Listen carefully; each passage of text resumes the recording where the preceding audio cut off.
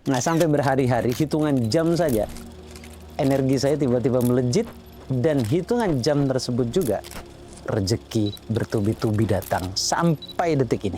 Jangan pernah biarkan prinsip lama terus menggerogoti masa depan Anda. Awas, kalau Anda punya ketakutan itu sama halnya Anda membuat sebuah blokade atau membuat sebuah benteng pemisah antara diri Anda dengan keberlimpahan atau kekayaan itu sendiri. Itu perbaiki. Kalau sudah bicara tujuannya adalah ibadah, berarti bukan untuk diri sendiri saja, tetapi untuk kemaslahatan banyak orang, terutama orang-orang yang Anda sayangi. Ingat, ini bukan bab logika. Jadi kalau Anda nalar dengan logika apa yang saya sampaikan, mentah.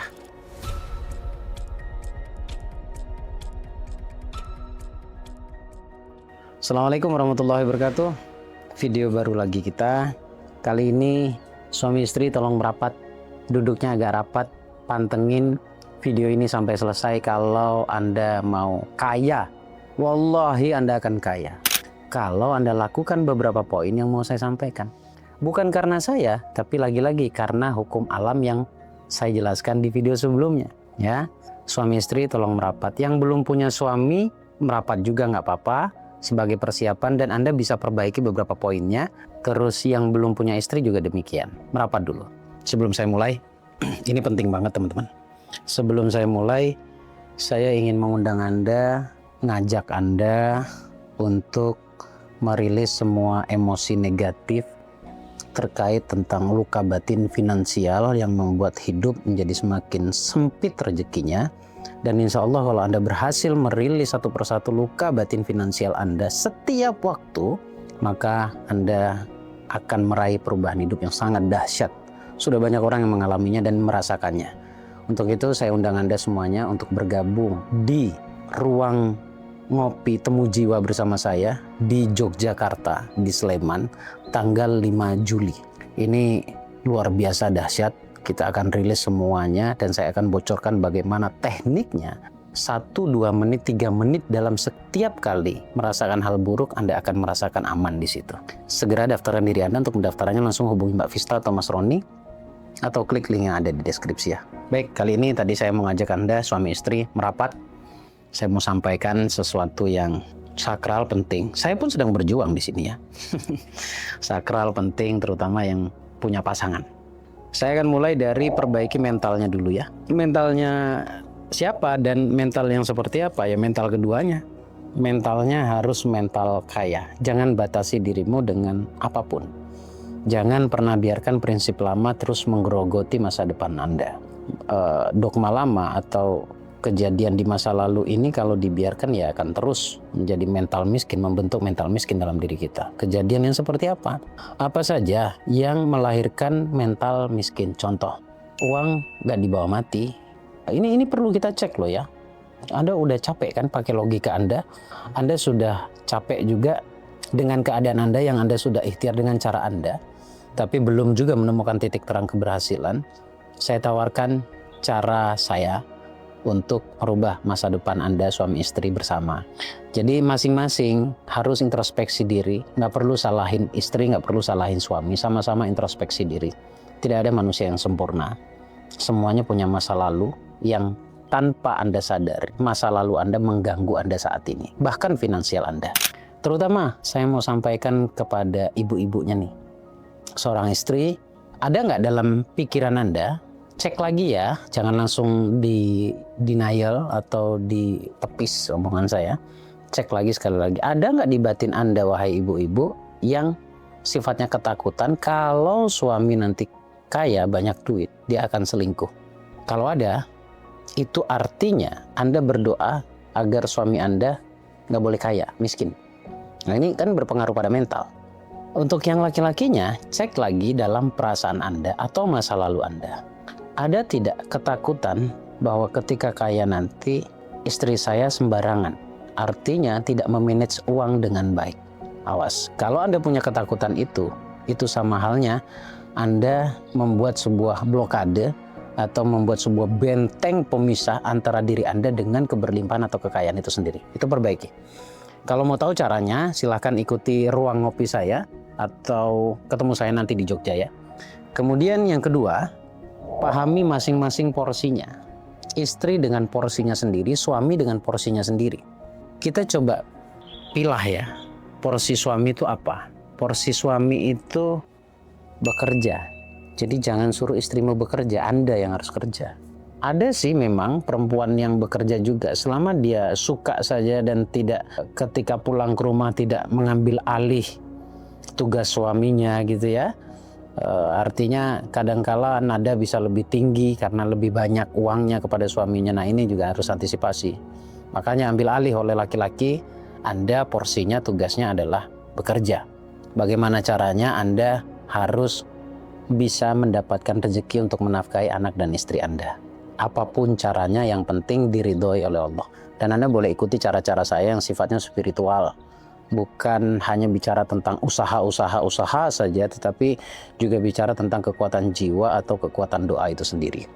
Nah, istri tugasnya adalah mendoakan suami totalitas. Totalitas. Doakan suami. Lepaskan itu semuanya. Doakan suamimu agar Allah mudahkan semua urusannya. Suami itu sebenarnya mintanya nggak banyak. Untuk membahagiakan suami itu nggak banyak. Nggak banyak. Caranya bagaimana? Puji dia, sanjung dia, support dia. Karena ketika suami itu, halo para suami, gini aja. Kalau suami itu dipuji, ya Allah, seperti dapat energi yang sangat luar biasa. Dan berikan semangat. Walaupun kita melihat tanda-tanda kegagalan pada suami Anda melihatnya, Anda merasakannya, Anda nggak boleh utarakan itu, tetap Anda support dia. Bisa, papa bisa, ayah bisa, bapak pasti bisa. Mama doain dari rumah. Anak juga diajarkan mendoakan. Di sini saling cinta, saling kasih, saling sayang, ya, saling support. Karena saya sendiri juga merasakan. Saya mau cerita dikit tentang mensupport ini ya. Saya pernah berada di titik, saya tidak mengatakan ini titik terendah sih, tapi cukup membuat saya takut waktu itu. Dan itu nggak lama, waktu itu kurang lebih 4 tahun yang lalu. Pas saya menikah dengan Ning yang sekarang. Beberapa bulan setelahnya, setelah saya hijrah ya dari Kalimantan ke Jawa, itu kan benar-benar cukup butuh butuh energi khusus gitu, di mana saya harus ada jarak dengan ibu saya, ada jarak dengan anak saya, otomatis akan mengganggu energi saya. Tetapi pernah di satu momen di mana waktu itu masih terikat, masih punya tanggungan bank untuk bayar mobil, masih punya cicilan juga di bank ya. Sampai pada akhirnya saya buat konten hampir 300 juta, nggak sampai 2 bulan hutang saya lunas. Ada di video sebelumnya ya, di YouTube saya ada. Nah, kala itu saya benar-benar drop itu. Saya ingat banget itu habis Isya, drop banget. Tapi nggak ngomong saya. Tapi ekspresi saya kan nggak bisa bohong. Ya Allah, saya nggak tahu harus ngapain lagi. Tanggungan sebegini banyak. Ya Allah, kasih saya semangat, kasih saya energi. Ya Allah, kasih saya solusi. Itu di batin saya cuma begitu saja. Tapi tiba-tiba dari belakang istri saya dekat. Istri saya peluk saya dari belakang. Tenang Pak, saya yakin Papa bisa melewati ini semuanya. Saya yakin banget. Mama yakin banget. Papa bisa, karena Papa tuh sebenarnya mudah untuk dapat uang. Gila kalimatnya.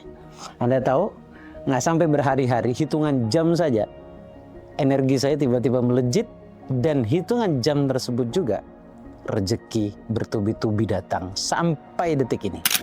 Jadi nggak bisa kita bohong juga bahwa keadaan kita ini juga ada kontribusi istri kita, gitu ya. Nah, ini introspeksi bagi istri, dan persiapkan seorang suami menuju kesuksesan kalau istri Anda benar-benar support Anda secara totalitas.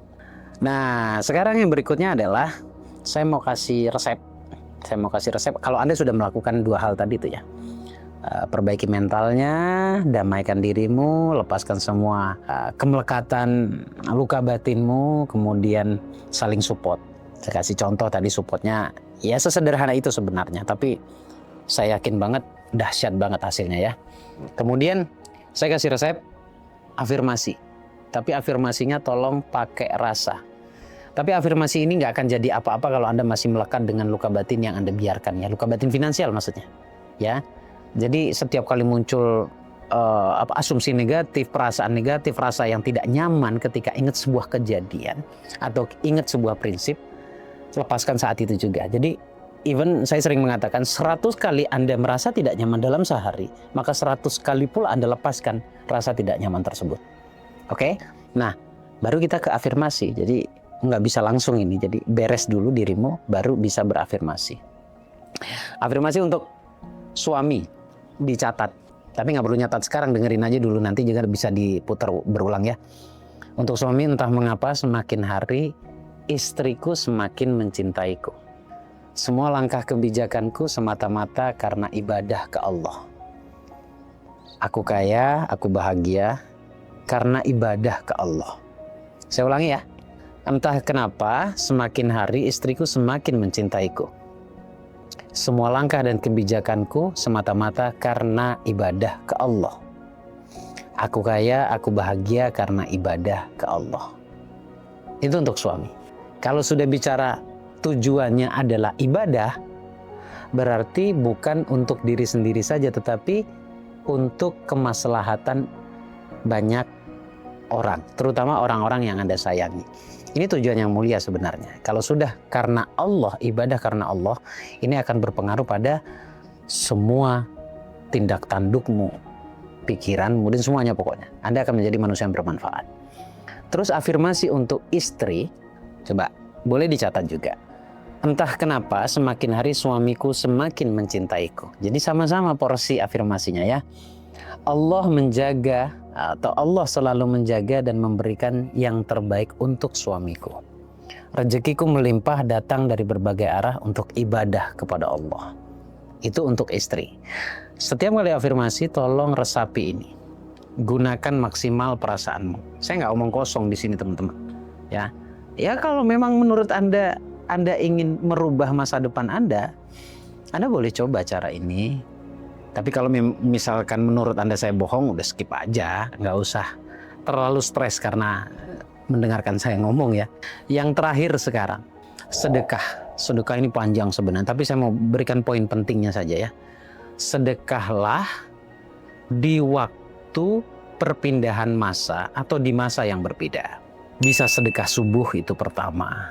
Perpindahan masa kedua itu ba'da duhur. Kemudian menjelang asar.